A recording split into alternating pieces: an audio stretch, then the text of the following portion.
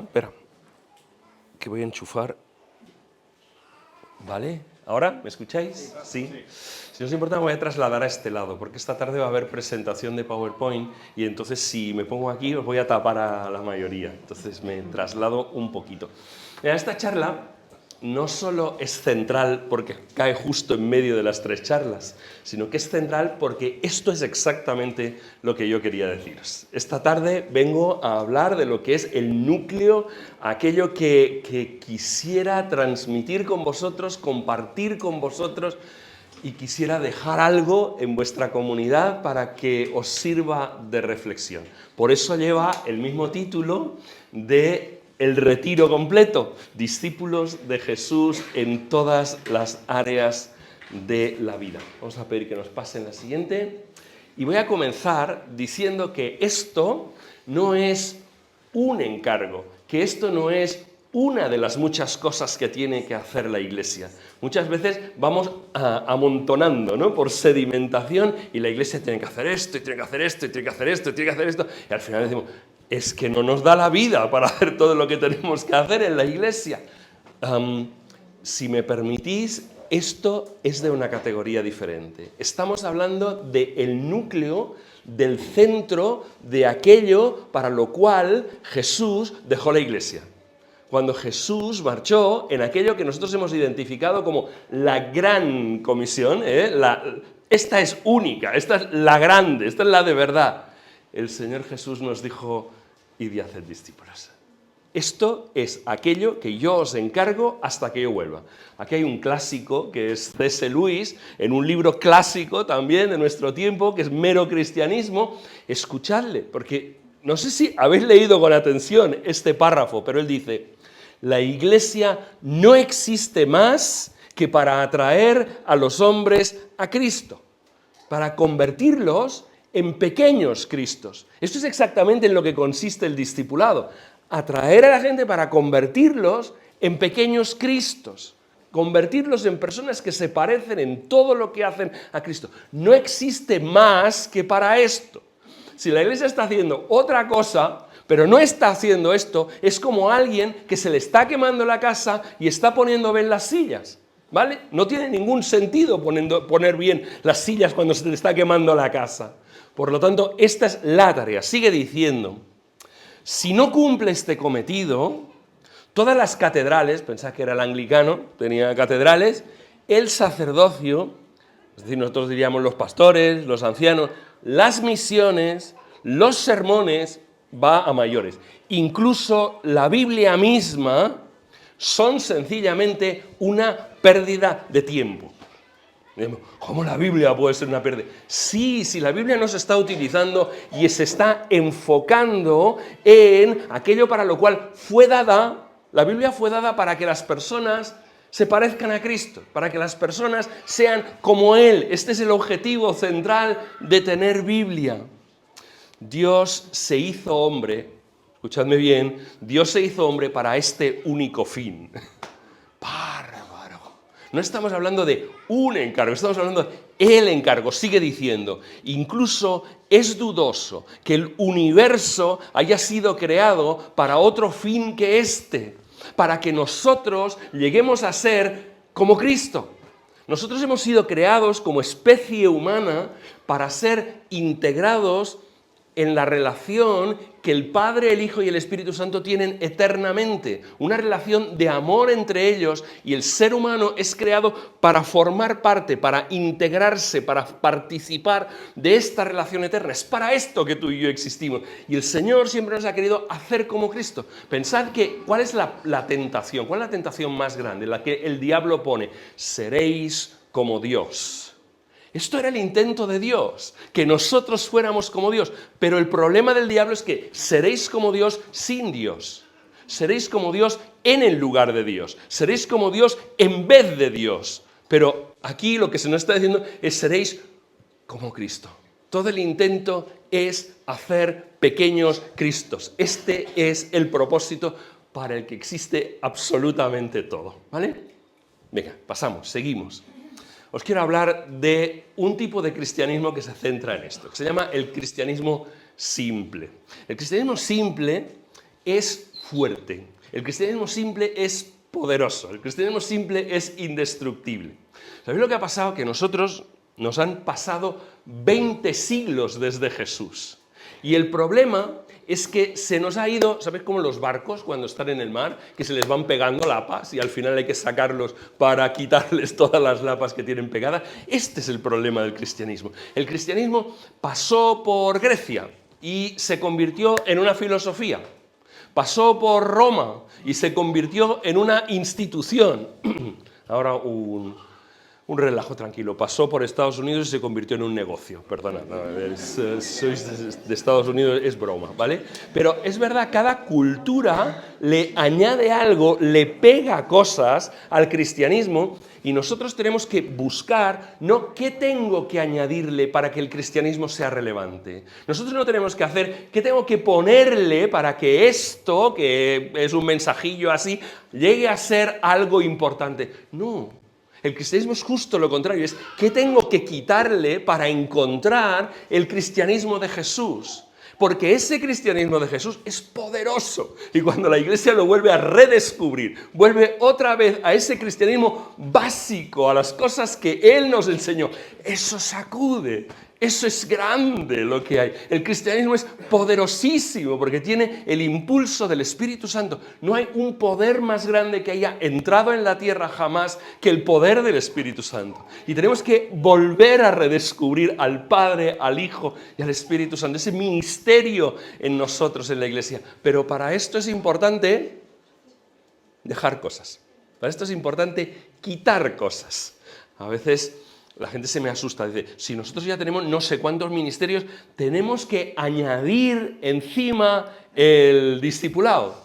No, quitadlos todos y poned solo el discipulado, ¿vale? O sea, no hagáis otra cosa. Si no hacéis nada más que hacer discípulos, nada más estaréis cumpliendo el propósito de Dios. Si hacéis de todo, pero no estáis haciendo discípulos, no estáis siendo aquello para lo cual el Señor creó la Iglesia. Una peli, se llama Silencio, ¿vale? Silencio es una peli muy chula, una peli que, de las buenas, cine del bueno, ¿eh? Os animo a verla.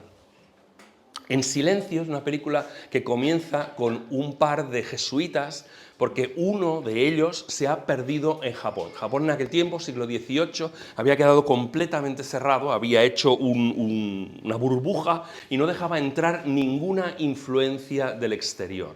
Y uno de los suyos ha entrado secretamente y se ha perdido. Y mandan a dos más. Lo que me sorprende absolutamente de la película, lo que me tocó de la película, no os voy a contar el final, o sea, podéis verla tranquilamente. Lo que me chocó de la película, lo que me sorprendió de la película, era la fe absoluta que tenían aquellos campesinos que no sabían leer ni escribir, pero que aquello era tan precioso, lo que el Señor les daba, el paraíso que les había prometido, para ellos, para gente tan sencilla que no merecía ni la mirada de los demás. Eran tan pobres, tan despreciables para todos los demás, que no merecían. Y si el Señor a esos pobres y despreciables les había ofrecido el paraíso, compartir con Él la eternidad, ¿entendéis? Se dejaban matar. No había nada que fuera tan valioso como esto. Cristianismo simple. ¿Cómo volver a recuperar? ¿Sabéis? El cristianismo primitivo era algo que era más fácilmente transmisible que la COVID. Era algo que pasaba de los unos a los otros como quien estornuda o respira nada más. Ellos tenían un sistema de transmitirlo a través de declaraciones breves que encapsulaban en el interior un gran contenido. La primera gran declaración de fe de la Iglesia fue esta: Jesús es el Señor. Esto fue revolucionario. Cuando ellos proclamaron que Jesús es el Señor, ¿qué quería decir? Que ahora ellos podían salir de la ciudad sin adorar al Señor de los campos, que podían cruzar ese puente sin adorar al Señor o la diosa de los ríos, que podían entrar a otra ciudad sin adorar a los dioses de esta ciudad, que eran hombres y mujeres libres, por fin, libres. Solo tenían la obediencia a un solo Dios, que era Señor de todo. No había ningún área de la vida que no le perteneciera. ¿Entendéis? Esto era facilísimo de comunicar. Hoy en día, personas que se han pasado en nuestras iglesias 40, 50 años y que les dices, cuéntame, quiero hacerme cristiano, cuéntame cómo se funciona esto. Y no son capaces. No son capaces. Os lo digo en serio.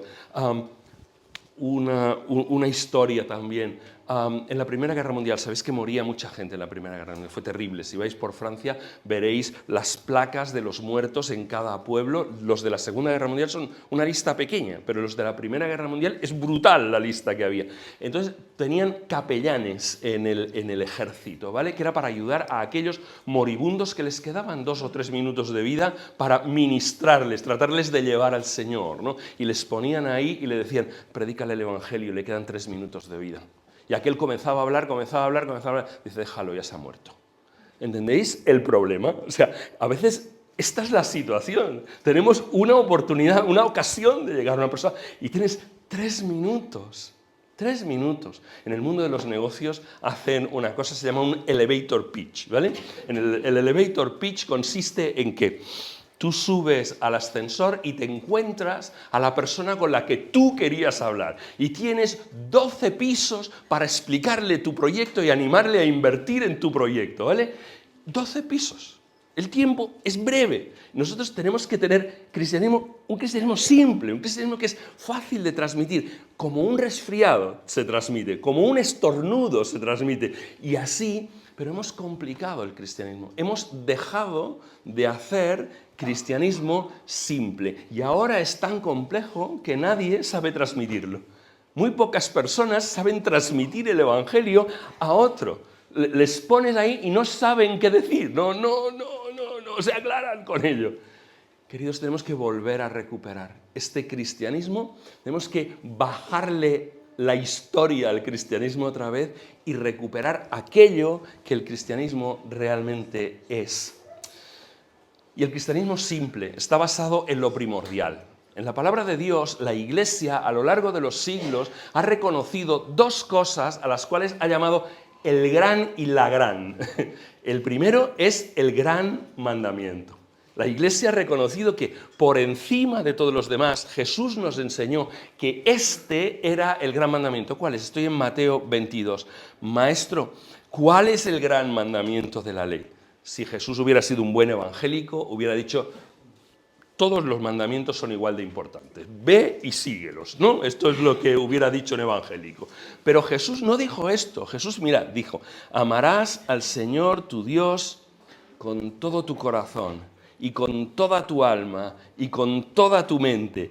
Este es el grande y el primer mandamiento. Hay uno que es más importante que todos los demás. Es olvídate de ti. Ama al Señor, ámale con todo. ¿Os habéis fijado? No sé si os dais cuenta que esto pertenece a Deuteronomio 6 y que Jesús introduce un cambio.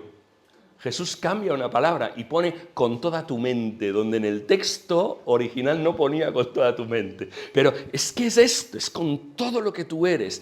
Ama al Señor, ama al Señor, ama al Señor por encima de todo. Porque esto es lo que es ser cristiano. La base de ser cristiano es que le amas a Él, que Él te parece lo más maravilloso, que no hay... Que perderías cualquier cosa por no perderle a Él, porque Él es más precioso, porque Él es más bello, porque Él es más bueno, es más verdadero, es más justo. Y teniendo a Él, no hay nada comparable en el mundo. No hay otra cosa que sea comparable a conocer y a amar al Señor. Dice, y el segundo es semejante a este, amarás a tu prójimo como a ti mismo. Ahora coge a toda esta gente que ves y ponlas primero, ponlas delante de ti, que sus necesidades están delante de las tuyas.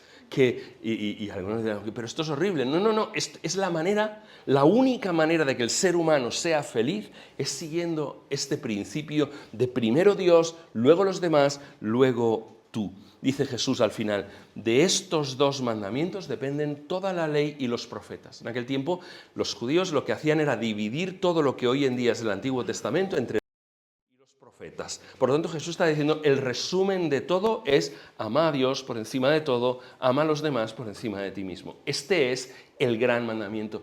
¿Esto es cristianismo simple? Esto es cristianismo. Mirad una cosa, estoy diciendo la palabra simple todo el rato. No estoy empleando nunca la palabra fácil. Nunca digo que el cristianismo es fácil. No es fácil vivir el cristianismo. Quitarte tú del medio no es fácil, porque todos queremos ocupar el centro, todos queremos que nosotros seamos el punto de referencia del universo. Pero este no es el propósito. Segundo, dijo Jesús en Mateo 28, id pues y haced discípulos de todas las naciones. Hemos estado cantando, ¿no? Bautizándoles en el nombre del Padre y del Hijo y del Espíritu Santo, enseñándoles a guardar todo lo que os he mandado. Queridos, haced discípulos. Haced discípulos, no hagáis nada más, no os preocupéis de otras cosas. Id y haced discípulos, porque esto es lo que yo quiero que os dediquéis el resto de la vida. La iglesia tiene que ser la iglesia que hace otros discípulos de Jesús. Fijaos que luego hay una promesa, y yo estoy con vosotros todos los días hasta el fin del mundo. Y nosotros decimos, qué bien, Dios, que estás con nosotros. Un momento, Jesús está con nosotros todos los días hasta el fin del mundo para hacer discípulos, no para cualquier cosa. No es una compañía incondicional para hacer cualquier cosa. No, es si vais a hacer discípulos, si vais a comprometeros en esta tarea, yo estoy con vosotros todos los días hasta el fin del mundo. Os acompaño. No hay sitio al que vosotros podáis ir a hacer un discípulo en el que yo no os acompañe. Este es el llamamiento, esto es el cristianismo. Regresar a un cristianismo simple. Vamos a pasar. ¿Qué es ser discípulo? ¿Cómo se explica? Tengo aquí unos cuantos versículos e intento explicarlo rápido, pero quiero que veáis las diferentes formas en las que la Escritura lo describe. Primero vamos a leer a Jesús. Jesús, al principio de su ministerio, Mateo 4, dice, y les dijo, seguidme y yo os haré pescadores de hombres. Esta es una clave. Aquí este pasaje tiene como tres partes. La primera parte es seguidme, la segunda es yo os haré y la tercera es pescadores de hombres. Entonces, el orden es muy importante. Jesús llamó a sus discípulos sobre todo para una cosa, dice, para que estuvieran con él, Marcos 3, ¿vale? En Marcos 3 dice que la función de llamarles es para que estuvieran con él. Y esto es importante, tú solo puedes hacer discípulos si has estado con Jesús, porque tienes que ver a Jesús, tienes que copiar a Jesús, tienes que imitar a Jesús. El discipulado es una imitación hasta convertirte, hasta que de alguna manera seas indistinguible. De la manera que los demás vean a Jesús en ti, vean algo distinto, vean parte de la vida eterna manifestada y mostrada aquí. Una segunda parte dice, miradlo bien, dice, y yo os haré. No dice, y vosotros llegaréis a ser, o vosotros conseguiréis ser. No, no. La acción de hacerte un discípulo está en las manos de Jesús. Y yo os haré. Yo os cogeré, yo os transformaré, yo traeré transformación a vuestras vidas. ¿Para qué la traeré? Para que vosotros os convirtáis en pescadores de hombres. Cada discípulo de Jesús es un discípulo que hace discípulos. Cada discípulo de Jesús es alguien que se convierte en un pescador de hombres, de mujeres para Jesús. Esta es la clave. Y Jesús no tomó a los licenciados de ninguna facultad teológica.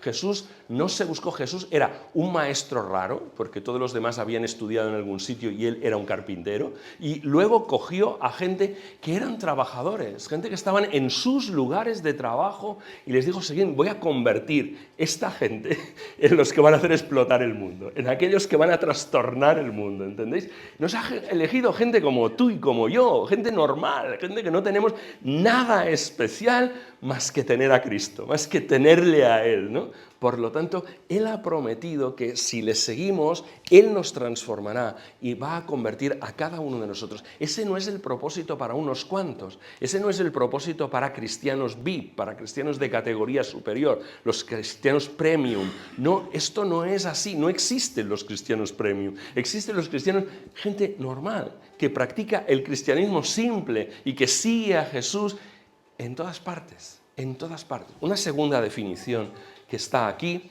es la de Mateo 16:24. Entonces Jesús dijo a sus discípulos: si alguno quiere venir en pos de mí, niéguese a sí mismo, tome su cruz, sígame, ¿vale? Esto hemos estado hablando esta mañana de él, no voy a insistir mucho más, pero la cosa tiene que ver con quitarte de en medio, tiene que ver con morirte. Uno solo tomaba la cruz no era para ir de vacaciones, la cruz era para una sola cosa, era para morirse. Nadie tomaba la cruz para otra cosa que para que lo clavaran ahí y muriera. Jesús lo que nos está diciendo es: mientras tú estás en medio, mientras tu yo está en medio, mientras tú estás centrado en ti mismo, es imposible que tú dediques tu vida a otras personas. Por lo tanto, negarse significa esto, decirte que no. No estoy hablando de negarse como quien dice: no puedo comer chocolate, me tengo que negar a mí mismo. No puedo hacer esto porque... No se trata de esto, es algo mucho más profundo. No es a qué cosas tengo que negarme, sino es que tengo que negarme a mí. Yo no soy el centro, yo no soy el centro del universo. En este planeta hay 8.000 millones de personas dando codazos para creerse el centro del universo. Pero no son ellos el centro del universo tampoco. Por lo tanto, es renunciar a estar en el centro. Los altares católicos, ¿habéis visto? Siempre tienen un santo o una virgen ahí en medio. El altar está dedicado a él. Y nosotros pensamos que somos el santo o la virgen a quien el altar está dedicado. Tú no eres el centro, tú no eres el protagonista de esta historia. Es él el protagonista de esta historia. Estamos aquí para que él brille, para que todos los demás le vean a él. Nosotros somos un proyector, y un proyector no sirve para sí mismo. Un proyector sirve para enfocar sobre el que es el protagonista de la obra de teatro, que no es otro que el Señor Jesús. Es esto para lo que sirven nuestras vidas. Pablo, en Gálatas 4:19, lo explicaba de esta manera. Decía: hijos míos, por quienes de nuevo sufro dolores de parto, hasta que Cristo sea formado en vosotros. Esto es ser un discípulo, que Cristo sea formado en vosotros. Y a veces, para conseguir que Cristo sea formado en las vidas de los demás, nosotros tenemos que sufrir dolores de parto. Yo no sé lo que es, pero pinta mal. He acompañado a mi mujer y tenía mala pinta aquello de los dolores de parto, ¿vale? O sea que no sé a lo que se refiere exactamente, pero no era nada agradable. Dice: estoy sufriendo dolores de parto para que esta nueva naturaleza, este nuevo Jesús, salga de vosotros, se haga visible, Cristo sea formado en vosotros. Colosenses 1:28 dice: a Él nosotros proclamamos, amonestando a todos los hombres y enseñando a todos los hombres con toda sabiduría, a fin de poder presentar a todo hombre perfecto en Cristo. Esto es lo que se pretende. ¿Cuál es la medida del hombre perfecto? No es otro que Jesucristo. Y quieres presentar a cada ser humano, a todos y cada uno, lo quieres presentar como perfecto en Cristo. Voy a pasar a la siguiente. Vamos de todo esto a intentar sacar una definición de lo que es el discipulado. Mirad, el discipulado es un proceso.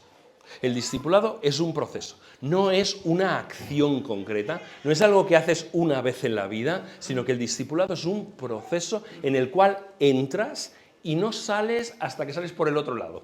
No sales hasta el final de todo, hasta que llegas a la presencia de Dios, pero dura toda la vida.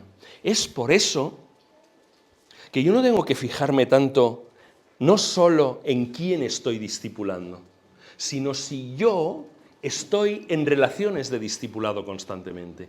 ¿Estoy yo siendo discipulado constantemente? ¿Estoy entrando en relaciones en las que yo también estoy siendo transformado? En muchas ocasiones lo hemos visto como una relación de aquí a aquí.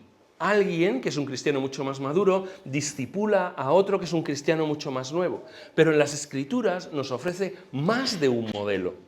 El modelo que nos ofrece, por ejemplo, es el de Pablo y Bernabé. Dos personas maduras en Cristo, las dos, que en la relación que tienen, que incluye broncas en algunas ocasiones, pues tienen la oportunidad de irse haciendo crecer el uno al otro, haciéndose desarrollar el uno al otro. Es por eso que quien necesita solo son los demás, sino que yo necesito constantemente estar en relaciones de discipulado. Cuando termino uno, intento comenzar otro. Cuando acabo con una persona, me meto si puedo. Así, lo más pronto me pongo en otra relación de discipulado.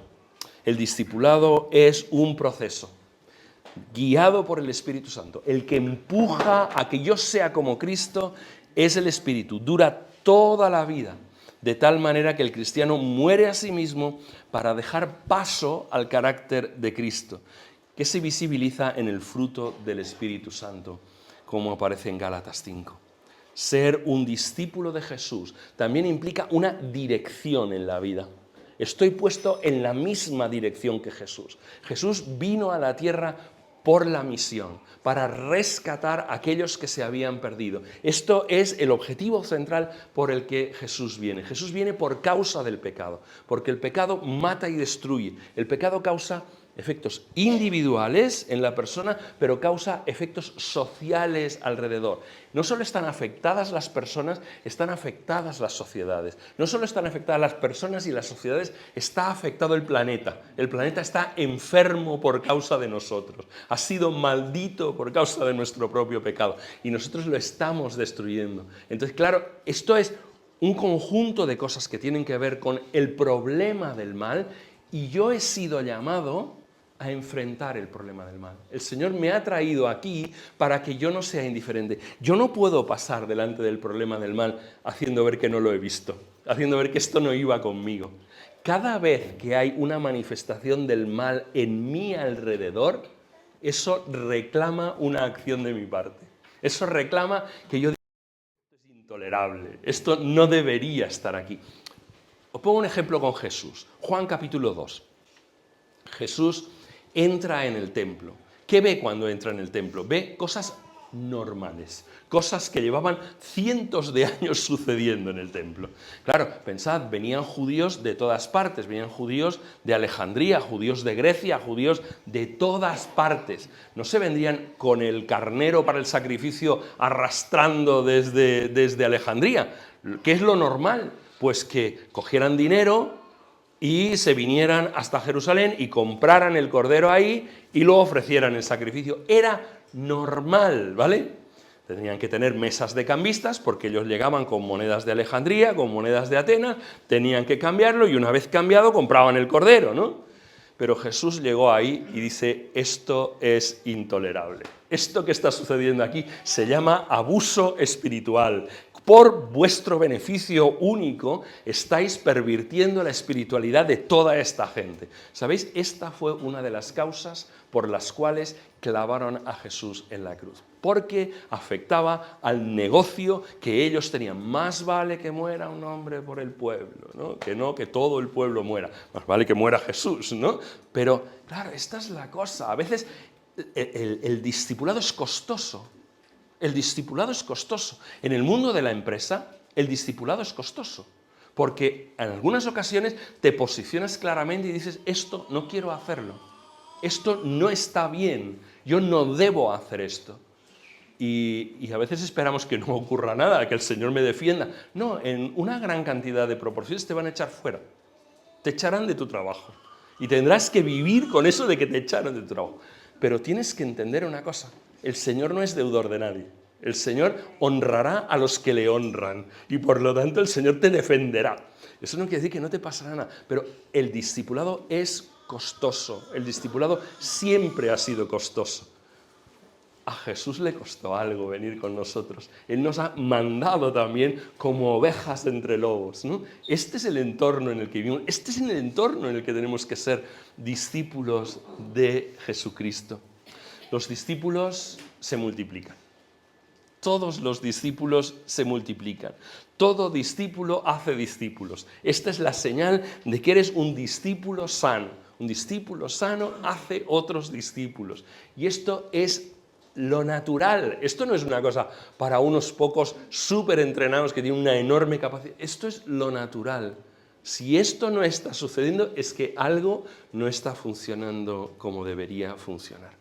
Pasamos. La función de los líderes. ¿Qué función ocupan los líderes de la Iglesia en esto? Efesios 4, del 11 al 13, nos indica muy claramente cuál es la función del liderazgo. Dice que Dios ha dado dones a la Iglesia. Normalmente los dones que aparecen ahí son dones de liderazgo. Apóstoles, profetas, evangelistas, pastores, maestros, o pastores y maestros, si es que se trata de una sola cosa. Dios ha provisto esto con una finalidad. Os decía antes, la finalidad capacitadora. ¿Qué tengo que pedirle? ¿Qué tengo que pedirle a mis ancianos? ¿Qué tengo que pedirle a los que el Señor ha puesto en un lugar de autoridad en la Iglesia? Quien debe dirigir todo el discipulado de la Iglesia son ellos. Ellos son los primeros. Queridos, tenemos a los líderes haciendo de cualquier cosa. Dicen que en Gran Bretaña a la quinta persona que llamas cuando se estropea algo es al pastor, ¿vale? O sea, se te estropea el grifo, se te estropea la cisterna del agua y la quinta persona a la que llamas es al pastor. Mira, el pastor no está para esto, ¿vale? El pastor no está para esto. Los pastores están sobre todo para guiar a la congregación en una sola cosa, que es hacer discípulos. Porque esto es la tarea fundamental y les tenemos ocupados en todo. Nuestras expectativas son un montón y todos esperemos que me cuiden, que me traten bien, que me digan, que me visiten, que no sé qué. Estamos empleando a personas que son los mejores discipuladores de la Iglesia, son aquellos que el Señor les ha dado la tarea de iniciar el movimiento para que todos los demás podamos ir detrás, y les tenemos haciendo de todo en la Iglesia de tal manera que no les queda tiempo. Yo he visto en caras de pastores y ancianos el terror cuando he dicho esto. ¿Sabéis por qué? Porque dice, tengo jornada laboral así, ¿vale? A continuación tengo un montón de cosas que hacer en la Iglesia así, y ahora viene este a decirme que yo tengo que dedicarme a hacer discípulos. No me da la vida. Esto no es lo que estoy diciendo. Esto no es lo que estoy diciendo. Quiero decirte que la función principal de ancianos y pastores tiene que ser guiar a la congregación en el proyecto de lo que es el discipulado. El discipulado no es un programa más. El discipulado es aquello que es lo propio de la Iglesia. ¿Cuándo se ha plantado una iglesia? ¿Cuándo podemos considerar que se ha plantado una iglesia? Nosotros decimos que hay una iglesia nueva cuando se celebran cultos.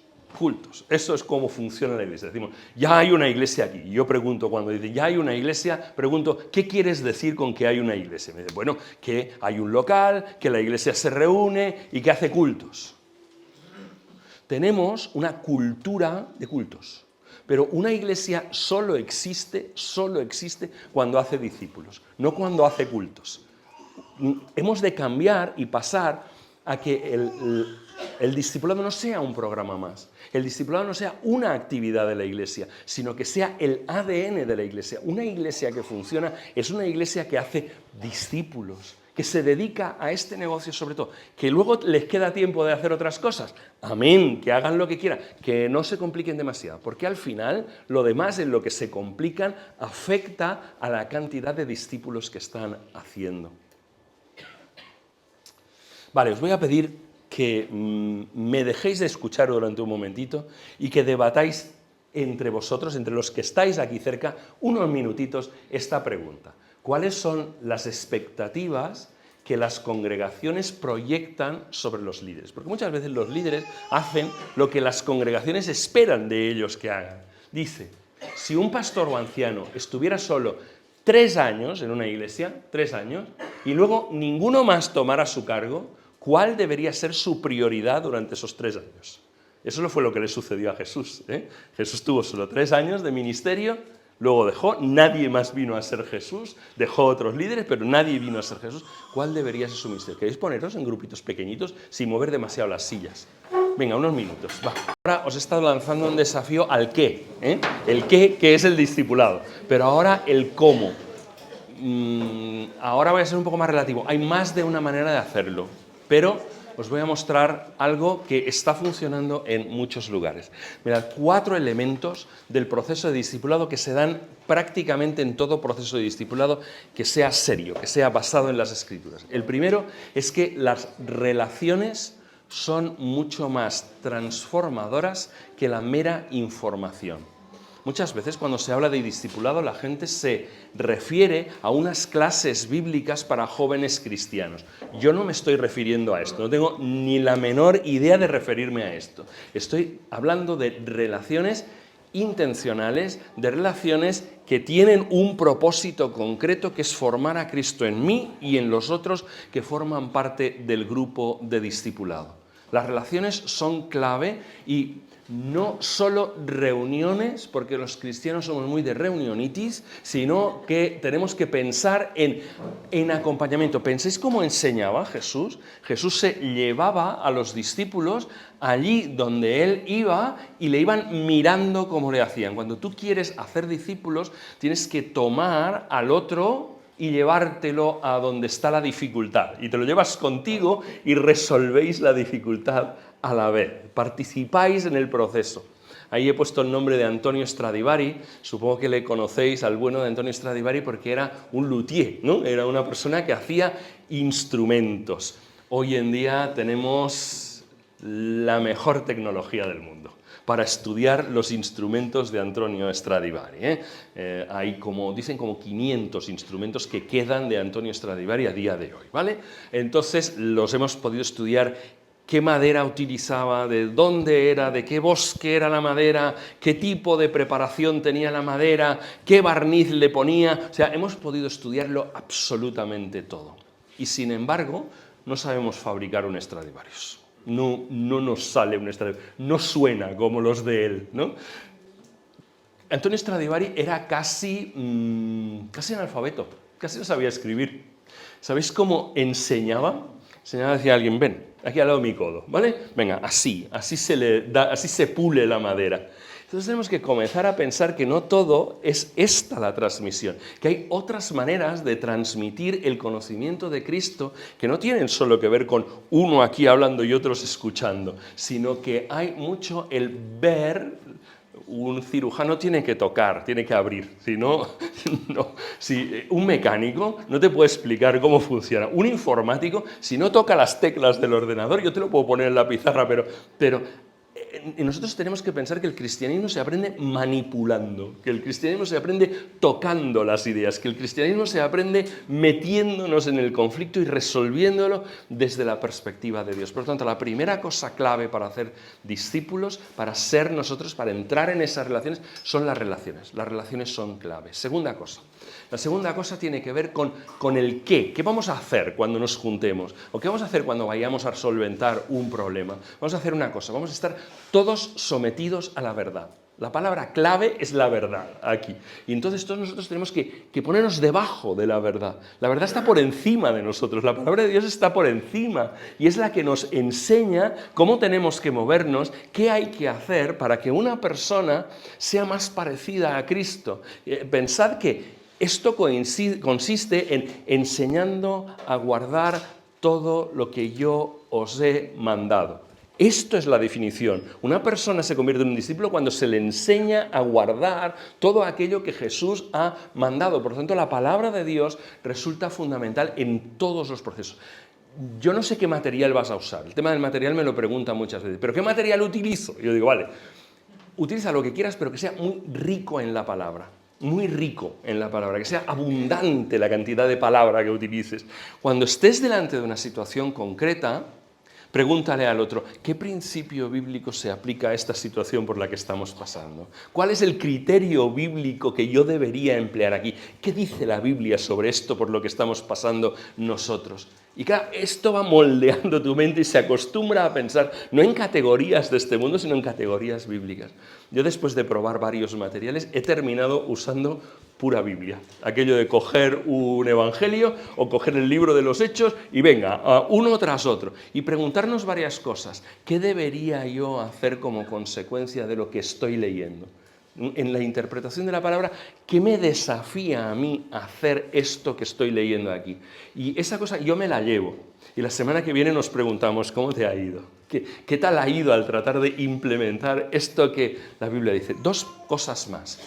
Las dos cosas más tienen que ver con el tercero, que tiene que ver con la rendición de cuentas. Esto es culturalmente inapropiado en nuestro país. En nuestro país Todo el mundo hace lo que bien le parece. O sea, hago lo que me da la gana. Esto es lo que dice la gente en nuestro país. Es cambiar esto, es cambiar esta mentalidad. Te doy permiso para que donde veas que no estoy caminando como Cristo, me lo digas, porque es que yo lo necesito. Te autorizo, te habilito, lo quiero, que me digas donde no estoy caminando como el Señor, dentro de una relación de discípulo. Eso va creciendo poco a poco. Yo siempre les digo, no me cuentes nada que tú no quieres que yo sepa, ¿vale? Pero cuéntame todo aquello que va a influir para que tú puedas crecer. Entonces, en este sentido, no es que yo quiera meterme en la vida del otro, no soy alguien al que le gusta meterse en la vida de los otros, pero dime algo que te pueda hacer crecer. Cuando las personas toman el reto, el desafío de permitir a los otros que les ayuden a crecer, es como coger una planta y meterla en un invernadero, ponerle la humedad necesaria, la temperatura necesaria, la luz necesaria, y la gente crece rápido, muy rápido. La gente toma decisiones que tienen que ver no solo con lo que ocurre en la iglesia, sino con cosas que ocurren en sus lugares de trabajo. He visto cosas absolutamente extraordinarias por gente que se atrevió a obedecer al Señor en el sitio de trabajo en el que estaba y cambiar toda una institución que era difícil de cambiar, ¿no? La verdad es que para nosotros esto es tan extraño que ni siquiera tenemos palabra en castellano para esto. Tenemos que utilizar 3 palabras: rendición de cuentas. Los ingleses tienen una sola, porque esto pertenece a su acervo cultural. Ellos llaman accountability. Esto forma parte de su ser natural, ¿no? En cambio, para nosotros, ¿cómo que rendir cuentas? ¿A ti te lo tengo que contar? O sea, ¿entendéis? No es que me tengas que contar nada, no es que estés obligado a contarme nada, es que te ofrezco un espacio protegido y libre, en confianza, para que tú puedas mostrar cómo eres y el Señor pueda trabajar en ti que lo dices y en mí que lo escucho, ¿vale? Y pueda trabajar en los dos para hacernos más como Cristo. Finalmente, el cuarto punto es que se refiere a todas las áreas de la vida. No es la vida de iglesia, no es la vida de familia, es todas las áreas de la vida. Un discípulo trata de ser como Jesús en su trabajo, en su vecindario, en su ciudad. Trata de ser una herramienta de transformación. Todo aquello que el mal ha venido a estropear, él está dispuesto a dejarse usar para que Dios produzca transformación en el entorno en el que está. Tu lugar de misión. Aprender a reconocer cuál es el lugar al que Dios te ha enviado. Aprenderlo a reconocer. Esta era mi palabra para que la guardéis luego en silencio y pensar un poquito esta noche antes de dormir. ¿Y cuál es mi lugar de misión? ¿Dónde me ha enviado el Señor como misionero a mí, específicamente? ¿Dónde ahora, en este momento de la vida, Dios me ha puesto para que yo sea el misionero de Dios en ese lugar concreto? Nadie más va a poder entrar que tú. En los lugares de trabajo solo te dejan entrar a ti que estás contratado. Yo no puedo entrar. Tú puedes entrar ahí. Y además hay una cosa muy chula, es que te pagan por estar ahí. Pero por encima de esto es que tienes entrada en ese lugar, tienes credibilidad, has mostrado cosas ahí delante, has mostrado a los demás que tienes criterios diferentes de solventar las cosas y tienes credibilidad, has generado una estructura de credibilidad y ahora te has ganado el derecho a hacer discípulos en ese lugar. Voy a terminar aquí, en cómo llevarlo a la práctica, ¿vale? El siguiente. Yo utilizaría todas las herramientas que tuviera. El Señor Jesús utilizó toda la artillería. El Señor Jesús utilizó 3 tipos de grupos. Los grupos de 120, los grupos de 12 y los grupos de 3. Cuando Él se fue, tenía 120 discípulos. No sé si los había hecho todos Él. Es posible que algunos los hubieran hecho ya sus discípulos. ¿Lo habéis pensado alguna vez? Que quizás estos 120 no eran solo de Jesús, sino también de los demás. Eso era el grupo grande, el grupo iglesia. A continuación tenía un grupo de 12, un grupo casero llamaríamos nosotros, ¿no? Un grupo que se reúne alrededor de una casa y están ahí. Muy importante para esos grupos, que no se concentren en sí mismos. Muchos grupos caseros fallan porque el objetivo son ellos mismos. Y el grupo casero solo triunfa cuando tiene visión misional, cuando el grupo nace para mirar fuera de ellos mismos y no solo para consolarse y lamerse las heridas entre ellos. Tercera estructura, el grupo de 3, que sería el microgrupo. Este es el más efectivo. Jesús tenía 3 personas que le acompañaban a todas partes, ¿vale? Pedro, Juan, Santiago, eso era su microgrupo. El microgrupo es el más intenso. Cuanto menos personas son, más sube el grado de rendición de cuentas. Cuanto más amplio es el grupo, menos rendición de cuentas. Pero tenéis que emplear todas las estructuras que tenéis, toda la artillería que tiene la Iglesia para hacer discípulos. ¿Un culto para qué se hace? El culto grande de la Iglesia, para hacer discípulos. ¿Y un predicador para qué sube al púlpito? Para hacer discípulos, predicando la palabra. ¿Sí? ¿Para qué os reunís en las casas? Para hacer discípulos de Jesús, para hacer más discípulos de Jesús. ¿Para qué os reunís el grupo de 3? Para hacer discípulos. Esta es la función, la observación. Estamos haciendo esto. Un microgrupo, ¿cómo lo llevo? ¿Vale? Última cosa, última idea. ¿Cómo lo llevo? Reúno a un grupo a los cuales los invito yo. No me escogen ellos. Soy yo quien les escoge. Jesús escogió y dijo tú, tú y tú, así, a dedo. Pues yo los escojo. ¿Por qué? Porque voy a invertir 1 año y medio de mi vida en ellos. 1 año y medio o 2 años, a veces, dependiendo de la reunión. Nos reunimos semanalmente o quincenalmente, depende de lo que puede el grupo. Nos comprometemos antes de comenzar ese 1 año y medio o 2 años que vamos a estar juntos. Si alguno comienza a hacer el tonto, lo sacamos del grupo, ¿vale? Si alguno viola el secreto que hay dentro del grupo, lo sacamos del grupo, ¿vale? Porque esto es alguien que nos puede romper el grupo entero, si no hay absoluta privacidad entre los que están ahí adentro. Eso es secreto total, ¿no? Nunca nada fuera del grupo. Y entonces invertimos 1 año, 1 año y medio entre nosotros, haciendo crecer la rendición de cuentas entre nosotros, relacionándonos, yéndonos juntos a solucionar cuestiones. Tú tienes un problema, vamos todos. Este otro tiene un problema, vamos todos. Ha habido una situación en la iglesia, vamos todos. Entonces nos llevamos mutuamente los unos a los otros a los sitios donde hay una situación. Y estudiamos las Escrituras, nos preguntamos de esto que tengo yo que aprender en la próxima, cómo ha ido el llevar a la práctica lo que dijimos la semana anterior, y así reuniones duran 1 hora y media más o menos. Mejor si os veis las caras directamente, ¿eh? Estáis presencialmente, pero si no, hoy en día Zoom o Meet o las otras plataformas ofrecen soluciones importantes. Esto es explosivo en vuestro cristianismo, esto es explosivo y tienes que estar en esas relaciones constantemente. Dejas una, te tomas un tiempo para orar al Señor, a quién tengo que escoger, quiénes son las personas que tú me dices, el Señor dice pum, pum, pum, tú se lo propones, les explicas qué será, con los que dicen que sí, máximo tú y 3 más, no más para el microgrupo, ¿vale?